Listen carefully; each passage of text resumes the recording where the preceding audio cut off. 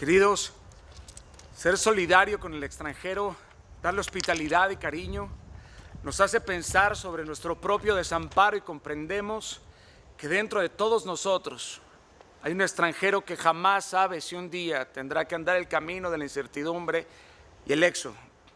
Es abrumante la globalización. Esto ha dejado casi descontinuada la empatía, nos ha variado el carácter. La frecuencia espiritual y el grado de compasión que esta tierra pide a gritos día a día desaparece. No somos conscientes de que el éxodo de millones de seres humanos también es nuestra batalla. Y en su gran mayoría, ellos van buscando mejores oportunidades para sus familias y que supere denigrar. Se tambalea entre la vida y la muerte, entre la violencia y el hambre. La xenofobia es muy peligrosa para una nación en virtud de la injusticia y la marginalidad que genera. No tiene sentido asumir que el extranjero o los de afuera son los culpables por los problemas que los ciudadanos hemos provocado desde la raíz estructural. Entonces me pregunto, ¿cuál es la diferencia que hace superior a alguien? ¿Cuáles son las diferencias entre un haitiano y un dominicano? Entre un chileno y un argentino, entre un mexicano y un venezolano.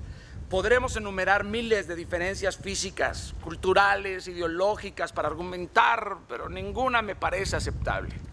Todos claramente somos diferentes, pero estas mismas diferencias que nos enriquecen y nos hacen únicos hoy son la excusa para odiarnos. En realidad no importa el color de tu piel, sino el tono en el que se expresa tu corazón. No importa la estirpe, la casta, el linaje o la alcurnia. No importa de dónde vienes, sino a dónde vas. ¿Y qué crees? Cabrón, que tú también eres y serás un pedazo de tierra sepultado igualito a todos. Porque si hoy te sientes mucho, no hace falta mucho para que no seas nada. Porque ¿qué es el ser humano sino un parpadeo? La única forma que tiene el ser humano apelar a algo superior a lo físico es el amor, es la empatía, es la compasión, porque esas son virtudes y metas sublimes. Todo lo demás que tenga precio, papel o brillo es pura mierda, pura paja. Hablemos de ejemplos. En Chile llaman a los ecuatorianos y peruanos cholos. En Perú a los ecuatorianos los monos. E irónicamente los quiteños llaman de esta forma despectiva a los guayaquileños. En Argentina, en donde algunos por supuesto se consideran los más europeos de América Latina, denominan a los inmigrantes paraguayos, bolivianos y hasta los mismos que se desplazan desde el interior a Buenos Aires, los cabecitas negras. Despectivamente al venezolano le dicen veneco. En los Estados Unidos llaman a los mexicanos nacidos en Estados Unidos los chicanos. En México a los estadounidenses gringos. Dentro de México fifís, chairos, nacos, whitexican, etcétera. Y mil estereotipos más. Los mismos progresistas que levantan la voz en contra del racismo son los que usan estos términos despectivos.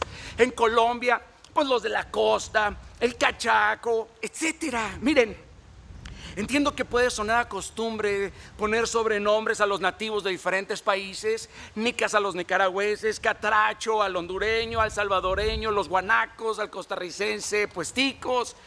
Pero como ha aumentado el flujo de migrantes y la globalización de las comunicaciones, estos sobrenombres pues comienzan a tomar un tono despectivo y cruel, arraigado en valorizaciones que se han cultivado pues desde hace cientos y cientos y cientos de años. La xenofobia te hace callar tu voz por temor a que reconozcan tu acento y ese miedo te hunde en el silencio.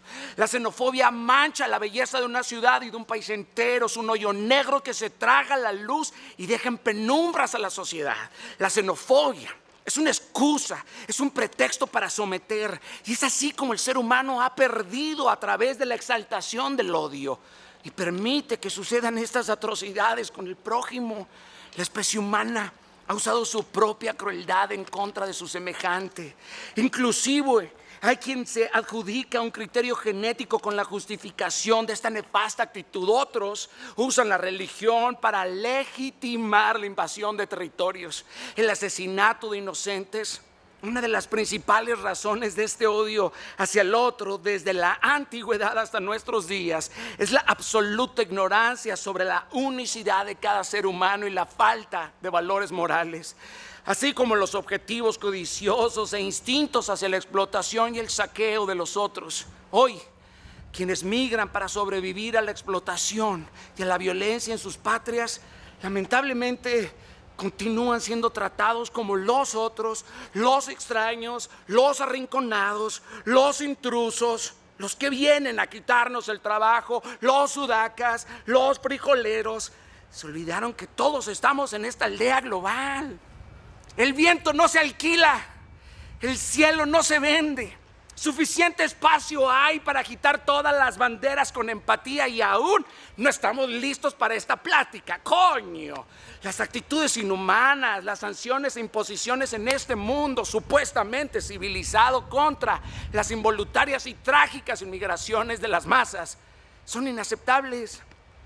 Estas medidas dantescas de tipos como Trump o otras patrias tienen que ser rechazadas en cualquier presente, en cualquier futuro. Al parecer, la xenofobia también es muy contagiosa en esta pandemia.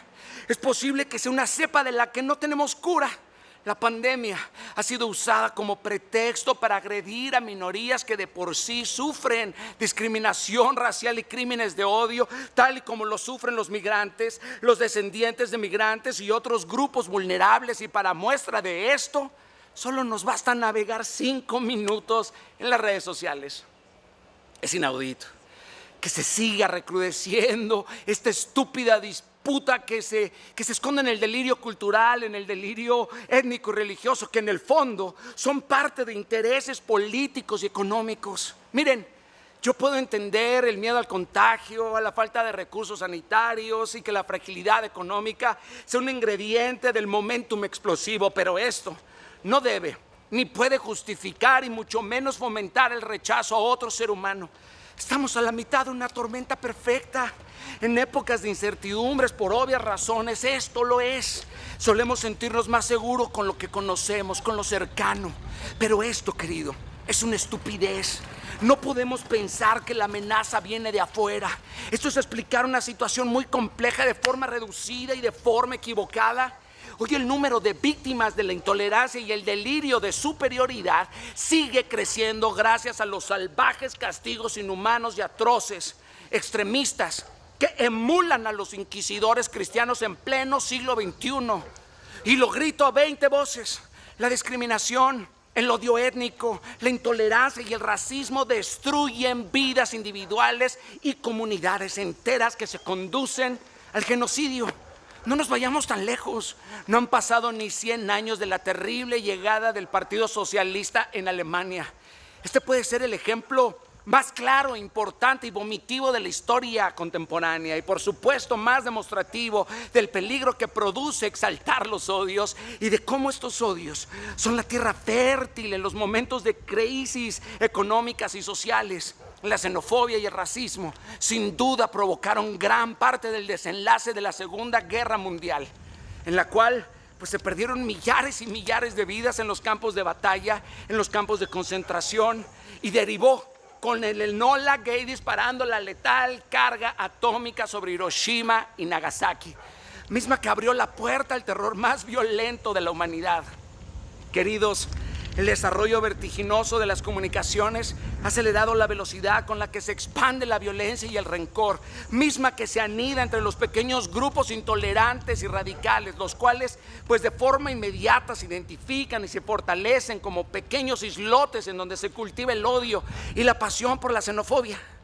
No existe un discurso político que pueda normalizar la xenofobia, aunque lo intenten todos. Cualquier discurso para mí es basura si se trata de justificar moralmente cualquier tipo de exclusión social. Los migrantes hoy son el chivo expiatorio. Y hasta hoy estoy hasta la madre de eso. Pongamos los puntos sobre las íes. Las entradas irregulares o ilegales son una parte, pero muy pequeña, de los migrantes. La inmensa mayoría llega con visado de turista y no a pie. Existen 2 rutas que se usan para confundir y hacer aceptable la xenofobia. Una, Es legítimo defenderse contra la amenaza que representan dichas personas. Y claro, en una época de crisis hay que darle prioridad a los nuestros. ¿Qué mierda es eso de los nuestros? Este argumento solicita implícitamente la ruptura de la regla de igualdad que miles de grupos luchan hoy, pero con una doble moral. Tenemos un listado para llenar, para ganar el derecho a ser el prójimo. No, esto fomenta la creencia que los de afuera merecen más que los nativos. Y claro que si tú crees eso, pues aceptarás cualquier mierda. La segunda opción es que hay quien se atreve a confundir el mapa con premisas sin una coherencia básica y acaba haciendo una ensalada con todos sus argumentillos. Por ejemplo, ellos pagando un hotel y yo sin tener para pagar mi renta. Oye, clarito y rápido, carnal, los inmigrantes no tienen la responsabilidad de que tú no puedas pagar tu renta. Y tú no eres responsable de pagarles el hotel, güey. ¿Capisci? El problema del odio o del resentimiento entre personas que conviven en un mismo país es que estos sentimientos no solo se van incubando en el grupo que ataca, sino en el grupo que se siente maltratado y explotado, y el resultado, pues, es continuar poniéndole leña. Y esto es nefasto para cualquier país. En mi patria, en México, hay una bomba de resentimiento que no deja de crecer y hacerse más poderosa. Tenemos a toda la clase política capitalizando el odio, sacando dividendos y votos desde la entraña del pueblo. La intolerancia se ha convertido en el quehacer ciudadano, que ven la presencia de los extranjeros y extraños como un infortunio.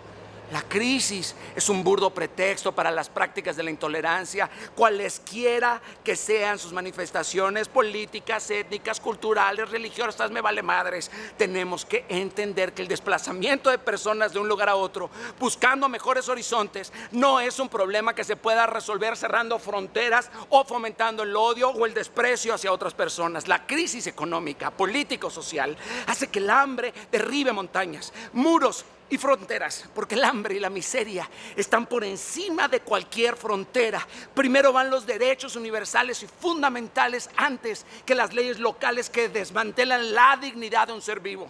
Tenemos que asumir una responsabilidad ética con respecto a los migrantes para respetar sus derechos universales. Jamás olvidemos que también hacen importantísimos aportes al desarrollo social y económico de nuestras naciones. La educación hoy desempeña un papel fundamental en la construcción de la tolerancia, del civismo y el respeto ajeno. A fin de cuentas, el respeto, la educación y la prudencia no solo son medidas para evitar el caos, sino la mesa en donde la convivencia y la cooperación pueden ayudarnos a aceptar, a reconocer la identidad humana, ahí en donde reside el valor más importante de todo ser viviente, su identidad, su integridad. No a la xenofobia, no a la xenofobia, no más, todos somos iguales, cabrón.